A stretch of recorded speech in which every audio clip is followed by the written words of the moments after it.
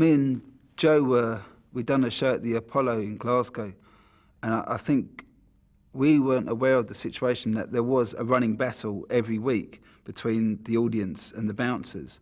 And so we had a lot of problems because the bouncers beating up the people, and we're trying to stop the situation, unaware that it was a running thing, it was normal. And I think what happened is that the bouncers turned on us, so we had to barricade the door. And we got out through the back, and through the back street, I remember some characters came up and started having a go at Joe, saying that he'd let them down, you know, because of the violence and stuff. And Joe, in frustration, threw a bottle on the floor. And next minute, police arrived from nowhere, grabbed him and dragged him off into the road and started pulling him around. And I sort of, that annoyed me because there's all these blokes just pulling this guy around.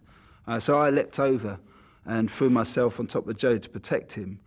And then I got dragged off, so there's a big sort of scuffle, and we get dragged off to separate cars. And I remember being pulled in the back of the police car, and the cop saying, "Where are you from?" And I said, "Oh, I'm from London." He went, "Gah, well, this is Glasgow."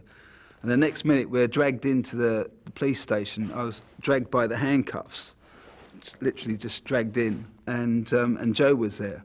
And we sort of sidled up with each other.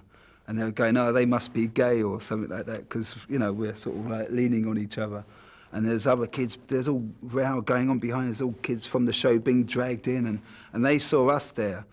And me and Joe got locked in the cell together, and all through the night, there's all these guys just singing Clash songs. And it was quite strange, that room, because the cell, it had like a stone bed with a stone pillow. But what was really good is because we had these Clash trousers that had so many zips and pockets, the police lost patience searching our pockets, and Joe had some speed on a bit of paper, and so we licked that and stayed up all night.